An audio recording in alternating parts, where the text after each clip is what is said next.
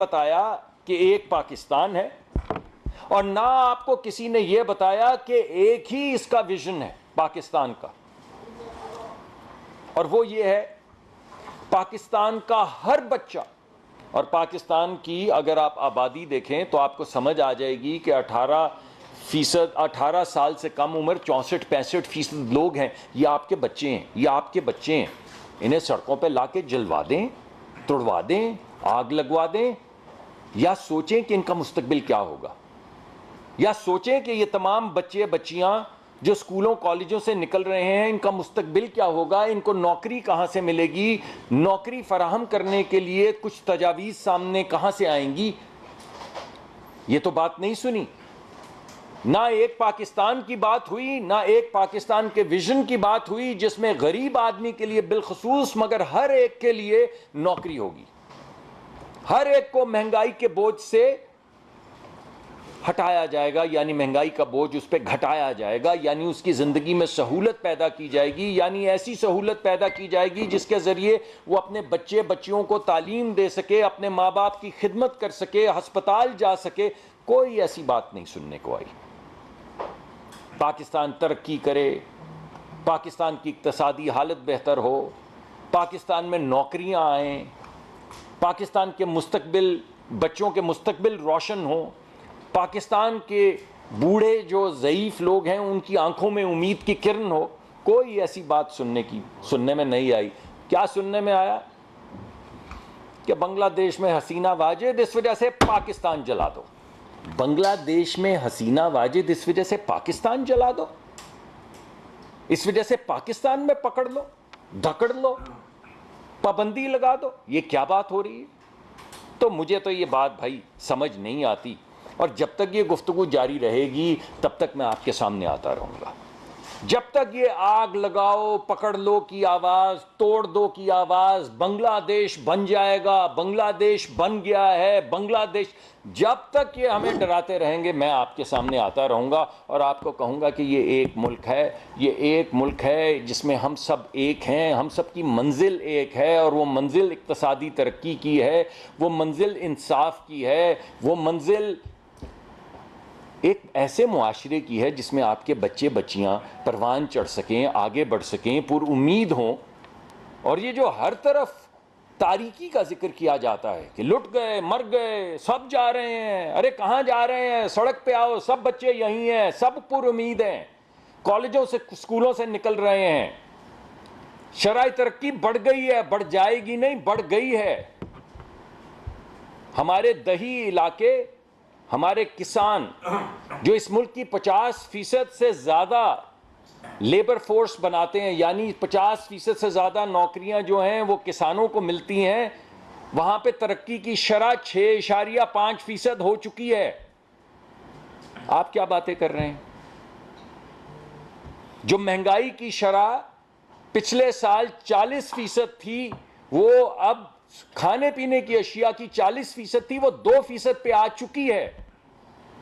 जो ओवरऑल महंगाई की शरह 38% थी, वो 11% पे आ चुकी है। आप क्यों ये नाउमीदी और बर्बादी के अलावा कोई बात नहीं कर पाते? तो मैं ये समझने से कासिर हूं। तो मेरा पैगाम है आपके लिए, एक है पाकिस्तान, एक है पाकिस्तान, एक है पाकिस्तान का विजन। और तमाम लोग, और बिलखसूस गरीब मुल्क जो हमारे लोग हैं, और तमाम लोग मगर बिलखसूस हमारी जो यूथ है, 18 साल से कम के बच्चे हैं, और तमाम लोग मगर बिलखसूस हमारी ख़वातीन जिनको वो मौक़े नहीं मिलते ज़िंदगी में आगे बढ़ने के, उन सब के लिए मौक़े फ़राहम करना, यही एक हमारा फ़ैसला है, यही एक हमारा विज़न है, और यही एक हमारा मुल्क है। इसकी भी बात की जाए, और भी बातें करें आप, मगर इसकी भी तो बात करें। जब लोग आपको वोट देते हैं और असेंबलियों में भेजते हैं तो इंतशार फैलाने को तो नहीं भेजते। जब लोग आपको वोट देते हैं तो इस उम्मीद पे देते हैं कि आप असेंबली में जाएंगे, कुछ मामलात हल करेंगे, कुछ मामलात को तय करेंगे, मुशावरत करेंगे, ऑपोजिशन करेंगे पॉलिसीज़ की, मगर इस वजह से ऑपोजिशन करेंगे कि उन पॉलिसीज़ में निखार आए। तो क्या आपने किया? आज आप इतनी बातें कर रहे हैं। आप ये बताइए कि क्या जब आप समझते हैं, आप मुझे रोज़ मैं जाता हूं तो मुझे कहते हैं कि जी हमारी असल में पता नहीं भले से 180 सीटें थी, कोई कहता है 350 सीटें थी, कोई कहता है 570 सीटें थी। मैंने कहा यार आपकी 18,000 सीटें थी, कोई तरीकाकार तो है ना तय करने का कि एक दिन आप शाम को टीवी के थिएटर पे आ जाएं और वहां पे बैठ के बोलें कि हमारी 180 सीटें हैं। मैं कहता हूं हमारी 570 सीटें हैं, 970। ये कोई बात है करने वाली? आपको दावत दी गई, वजीर आजम पाकिस्तान ने आपको दावत दी कि आप समझते हैं आपकी मेजॉरिटी है, आप आइए हुकूमत बनाइए, तो बना लेते। जब वोट आपने लोगों से मांगा था तो खिदमत करने को मांगा था ना। तो जब खिदमत करने का वक्त आया तो आपको जब दावत दी गई कि अगर आपके पास सबसे ज़्यादा सीटें हैं हुकूमत बना ले, तो आपने क्यों नहीं बनाई?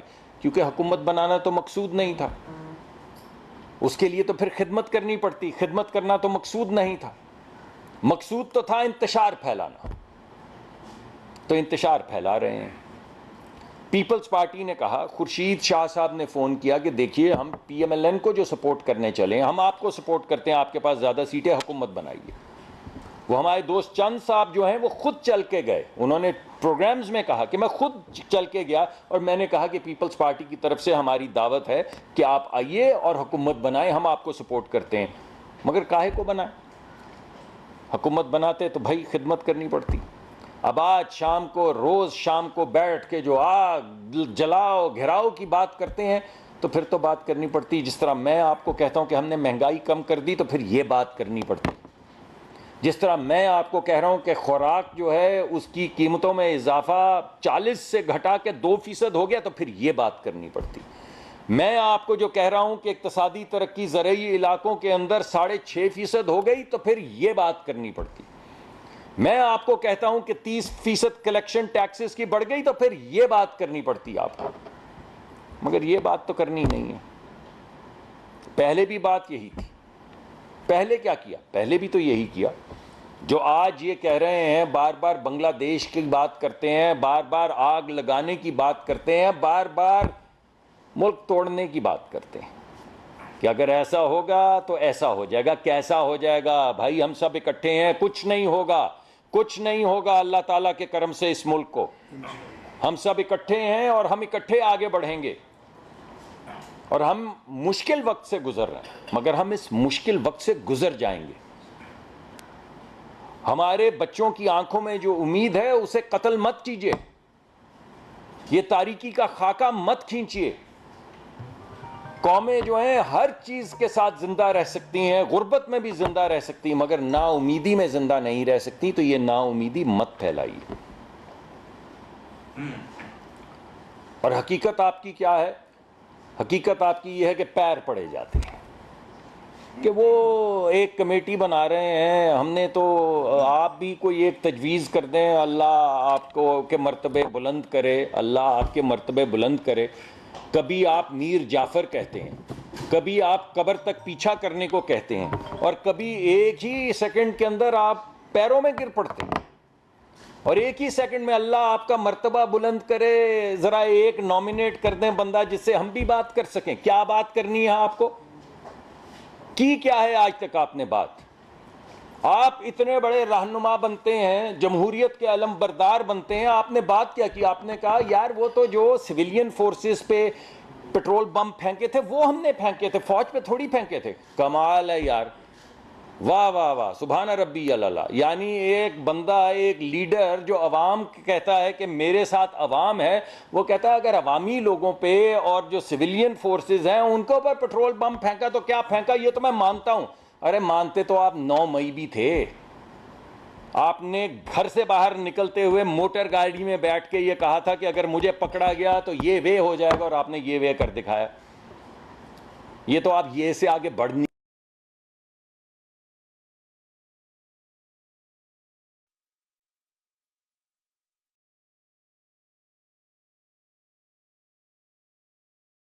मिटाओ तो जाने। ये मुजस्मों की गर्दनें काट के, मुजस्मों को उठा उठा फेंकने से आप क्या समझते हैं कि शहीदों की जो याद है वो ख़त्म हो जाएगी, या उनका रुतबा आपके उनका मुजस्मा गिराने से ख़त्म हो जाएगा? तो आपको तो जो समझ थी आपने कर डाला, और आज नहीं किया आपने।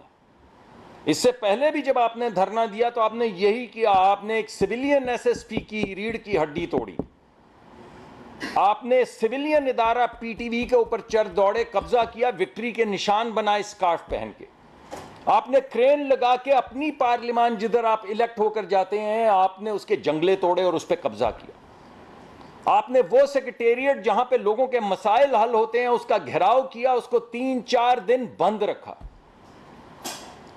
यानी ये तहरीक आपकी जलाओ, गिराओ, पकड़ो, धकड़ो, तोड़ दो आज की नहीं है ही ये, आपको आता ही है कि कहीं इंतशार फैल जाए, कहीं आग लग जाए। तो मेरी ये दरख्वास्त है कि रुक जाए। ये मुझे बड़ी खुशी हुई है कि आपने कुछ गिड़गिड़ाना शुरू किया है, लेकिन अगर ऐसा हुआ है, मगर ऐसा हुआ है, खुदारा माफ कर दें, लेकिन अगर ऐसा हुआ है तो मैं माफी मांग लेता हूं। अरे अगर ऐसा हुआ नहीं है, ऐसा हुआ है तो माफी मांगें। ये जो बार बार अगर मगर करते हैं कि अगर ये है, अगर वीडियो है, अगर फोटो है, तो वीडियोस तो चलती रही हैं लाइव। तो अगर ये है माफी मांगनी है तो अगर हुआ है तो माफी मांगें, ताकि ये बात खत्म हो, हम भी खत्म करें। हम भी आपसे ये बात नहीं करना चाहते। तो माफी मांगनी है तो माफी मांगे, गिड़गिड़ाना है तो गिड़गिड़ाएं, ये अगर मगर मत करें। ये लोग दीवाने थोड़ी हैं कि इन्हें समझ नहीं आ रही कि आप क्या कर रहे हैं। जब आप हाथ जोड़ के कहते हैं एक बंदा अपॉइंट कर दें, हम तो इल्तिजा कर रहे हैं कि हमसे कोई बात कर ले, तो लोग क्या दीवाने हैं? उनको नज़र नहीं आ रहा आप क्या कर रहे हैं? तो कह दें यार, माफ़ी मांगें और जाएं, आप आगे बढ़ें। वो क्या है कि वो जीस से तंग हो ए दाग तो जीते क्यों हो, जान प्यारी भी नहीं, जान से जाते भी नहीं। कमाल है ये। तो मैं आखिर में आपको यही कहूँगा और आपके तवस्सुत से पीटीआई को भी यही कहूँगा कि खुदारा रहम करें, उन बच्चे बच्चियों का सोचें। जिस तरह हम आपके सामने तजावीज़ ला रहे हैं कि हम अपने बच्चे बच्चियों में लाखों बच्चों को हर साल आईटी की, मशीन लर्निंग की ट्रेनिंग देंगे, ताकि वो मुल्क से बाहर जाने के बजाय बैनुल अक़वामी वैल्यू चेन्स में अपने घर में बैठ के अपने माँ बाप की खिदमत करते हुए ज़र मुबादला भी कमाएं और अपने माँ बाप की खिदमत भी करें और अपने घर भी बनाएं और अपने बच्चों को लेकर आगे चढ़ें। जैसे हम कह रहे हैं कि इस तरह हम खाद के ज़रिए, बीज के ज़रिए, ट्रैक्टर के ज़रिए ज़रई पैदावार बढ़ाएंगे, आप भी आके ऐसी बात कीजिए। तो सेहत की बात करें, स्कूल की बात करें, रोज़गार की बात करें, गुर्बत मिटाने की बात करें। ये बांग्लादेश, हसीना वाजिद वग़ैरह वग़ैरह ये नाम लेने से पाकिस्तान में इंतशार नहीं फैलेगा। बहुत शुक्रिया। मलिक साहब, मैं सलीम मुस्तफा रहमान मस्जिद से। मलिक साहब, आपने इंतशार की फसाद की बात की, ये वाकई मतलब एक गलत एक वो है जिसपे मतलब अगर ये मुल्क है तो हम हैं, अगर मुल्क नहीं है तो हम नहीं। ठीक है, वो आपने सुना नहीं, आपने सुना नहीं कि खान नहीं तो पाकिस्तान नहीं, वो नहीं सुना आपने। वो ट्रेंड चल रहा है, अभी भी शायद कहीं चल रहा हो। यानी आपकी बात, सॉरी मैं माफ़ी चाहता हूँ, आपकी बात काट रहा हूँ, यहाँ पे गिड़गिड़ा रहे हैं, वहाँ पे ट्रेंड चला रहे हैं। वहाँ पे सिपा सलार के ख़ानदान, शहीद हुए जर्नैलों के ख़ानदानों के ख़िलाफ़, उनके बच्चे बच्चियों के ख़िलाफ़ ट्रेंड चला रहे हैं। यहाँ पे हमारे साथ ट्रेंड चला रहे हैं। क्या एक तरफ हसीना वाजिद की बात करते हैं, दूसरी तरफ कहते हैं खान नहीं तो क्या नहीं, ना खुदा न खास्ता खाकम बधन नाउज़ बिल्ला पाकिस्तान नहीं। जी मलिक साहब, बिल्कुल आपने सही कहा, मतलब ये नहीं होना चाहिए। मगर मैं आपसे ये है कि अगर जहाँ सारी चीज़ें ये आपने मतलब जो पॉइंट आउट किया है आपकी जगह बिल्कुल ठीक है, मगर आप ये देखें कि जो कौम और आवाम जो है, मतलब 25 करोड़ आवाम जो इस वक्त जो उनको परेशानी है वो आपके सामने है। ये मौका है कि आप उनकी उस परेशानी को अगर ख़त्म कर सकते हैं या उनको रिलीफ दे सकते हैं, तो मेरा ख्याल है कोई इंतशार जो तो फैलाना भी चाहेगा तो उसमें कामयाब नहीं होगा। ये मेरा आपसे। जी आप बिल्कुल सही कह रहे हैं। 86% लोगों के लिए, 86% ऑफ द पीपल, यानी पाकिस्तान के तकरीबन तमाम घर, 95% घर पाकिस्तान के बिजली से कनेक्टेड है। 86% घर, यानी हर 100 में से 86 घर जो हैं उनकी इजाफी बिजली का बिल वज़ीर आज़म के हुक्म के मुताबिक सरकार दे रही है। क्यों दे रही है? बिल्कुल इसी वजह से जो आप कह रहे हैं कि लोगों के दुख दर्द का एहसास है, बिजली की कीमत बढ़ी है, उसको घटाने के लिए 5 कमेटियां बनाई गई हैं। बहुत जल्द बड़े बड़े फैसले आपके सामने आने वाले हैं, बहुत जल्द। मगर उन फैसलों का इंतज़ार नहीं किया। उस दौरानिए में 86% लोगों की बिजली का इजाफी बिल सरकार ने देने का फैसला किया। 50 अरब रुपए डेवलपमेंट फंड में से निकाल के डाल दिए, अदायगी शुरू हो गई। तो आप मुझे बताइए कि ये कुछ दुख दर्द का था, कुछ ख्याल तो ये सब किया। और अभी मैं आपको बता रहा हूँ कि यहाँ पे बात ख़त्म नहीं हुई, यहाँ से बात शुरू हुई है। अभी इसके ऊपर काम हो रहा है कि तवानाई का बोझ, बिलखसूस बिजली का बोझ कैसे घटाना है अवाम पे। ये जो मैं आपसे बार बार बात करता हूँ, मुझे भी अजीब सा लगता है कि हर मर्तबा मैं आपको ये याद करवाता हूँ कि देखें तरक्की शुरू हो गई है। 6.5% तरक्की की शरह बढ़ गई है। ओवरऑल 2.5-3% की तरक्की की शरह इंशाल्लाह हो रही है। जब ये सारी चीज़ें हो रही हैं तो फिर ये नाउमीदी किस चीज़ की? हम कर रहे हैं काम, बड़ी मुश्किल वक्त से गुजर रहे हैं और गुजरे हैं, मगर अब आपको थोड़ा सा बेहतरी और स्टेबिलिटी नज़र आनी शुरू हो गई है, तरक्की नज़र आनी शुरू हो गई है, जो महंगाई का बोझ कम होना शुरू हो गया है। वो लोग जो इस दौड़ में पीछे रह गए हैं उनके लिए 600 अरब रुपए 600 बिलियन रुपीज़ जो हैं वो BISP में डाले गए हैं, ताकि वो लोग जो गरीब हैं, जो फौरी तौर पर गुर्बत से नहीं निकल सकते, उनके लिए सहूलत पैदा की जाए। 1.2 ट्रिलियन रुपए यानी 1200 अरब रुपए का तरक्याती मंसूबे बनाए गए हैं। और मैंने पहले भी आपको बताया, उन इलाकों के लिए जहां गुर्बत है। सबसे बड़ा इसका जो हिस्सा है वो पहाड़ों के अंदर डैम बनाने के लिए किया गया है मुख्तस। यानी किस जगह पे जहां भाषा है, किस जगह पे जहां दासू है। जहां पे भाषा और दासू है वहां पे कौन लोग रहते हैं?